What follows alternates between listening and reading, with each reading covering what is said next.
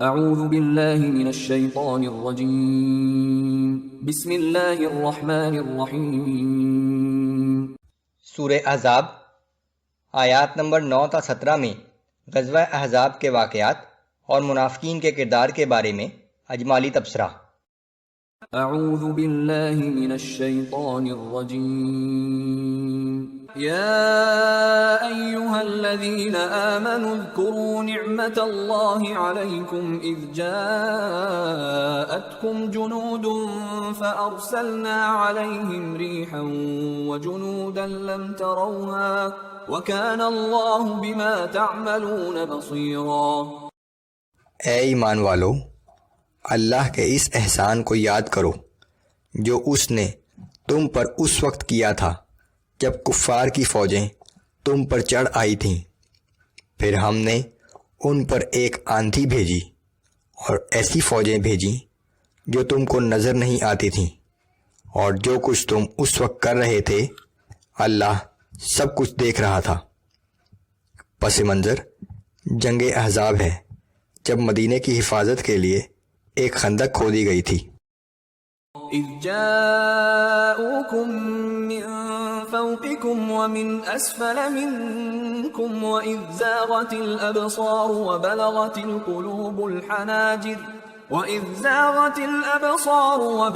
القلوب الحناجر وتظنون باللہ الظنونا۔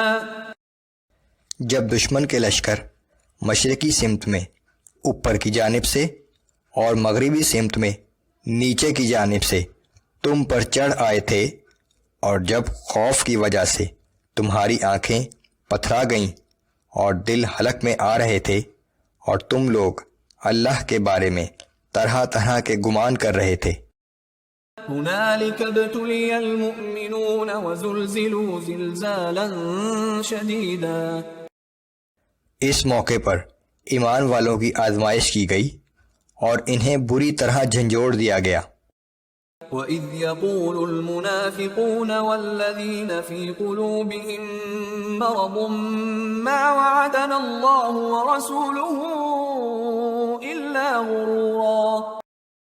اور جب منافقین اور وہ لوگ جن کے دل میں روگ تھا کہنے لگے کہ اللہ اور اس کے رسول نے جو وعدہ ہم سے کیا تھا وہ محض فریب تھا۔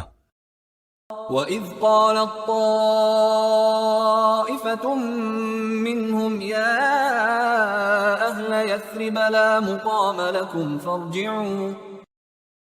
اور جب ان منافقین کے ایک گروہ نے کہا کہ اے اہل مدینہ، اب یہاں مزید ٹھہرنا مناسب نہیں ہے، پس واپس اپنے گھروں کو لوٹ چلو۔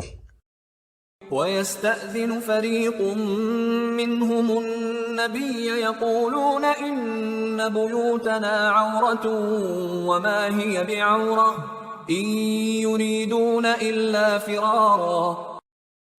اور جب کہ ان میں سے ایک گروہ نبی صلی اللہ علیہ وآلہ وسلم سے یہ کہہ کر واپسی کی اجازت طلب کر رہا تھا کہ ہمارے گھر کھلے ہوئے اور غیر محفوظ ہیں، حالانکہ ان کے گھر غیر محفوظ نہیں تھے، وہ محض بھاگنا چاہتے تھے۔ وَلَوْ دُخِلَتْ عَلَيْهِمْ مِنْ أَقْطَارِهَا ثُمَّ سُئِلُوا الْفِتْنَةَ لَآتَوْهَا وَمَا تَلَبَّثُوا بِهَا إِلَّا يَسِيرًا۔ اور ان منافقوں کا یہ حال ہے کہ اگر مدینہ کے اطراف سے کوئی لشکر شہر میں گھس آئے اور ان کو اپنے ساتھ فتنہ و فساد میں شامل ہونے کے لیے کہے تو یہ بلا تعمل فوراً ان کے ساتھ شریک ہو جائیں گے۔ وَلَقَدْ كَانُوا عَاهَدُوا اللَّهَ مِن قَبْلُ لَا يُوَلُّونَ الْأَدْبَارَ وَكَانَ عَهْدُ اللَّهِ مَسْئُولًا۔ حالانکہ اس سے پہلے یہ لوگ اللہ سے عہد کر چکے تھے کہ وہ دشمن کے مقابلے میں پیٹھ نہ پھیریں گے، اور اللہ سے کیے ہوئے عہد کی باز پرس تو ہو کر رہے گی۔ قُل لَّن يَنفَعَكُمُ الْفِرَارُ إِن فَرَرْتُم مِّنَ الْمَوْتِ أَوِ الْقَتْلِ وَإِذًا لَّا تُمَتَّعُونَ إِلَّا قَلِيلًا۔ اے نبی صلی اللہ علیہ وآلہ وسلم، آپ ان سے کہہ دیجئے کہ اگر تم موت سے یا قتل ہونے کے ڈر سے بھاگتے ہو تو یہ بھاگنا تمہارے لیے کچھ سود مند نہ ہوگا، اور اس دنیاوی زندگی کے تھوڑے سے فائدے کے سوا تم کچھ نہ حاصل کر سکو گے۔ قل من ذا الذي يعصمكم من الله إن أراد بكم سوءا أو أراد بكم رحمة۔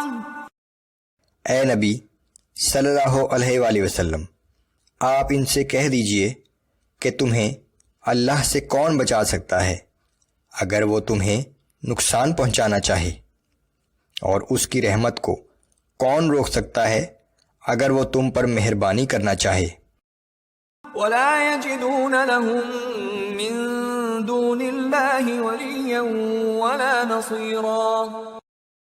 یہ لوگ اللہ کے سوا کوئی سرپرست اور مددگار نہیں پائیں گے۔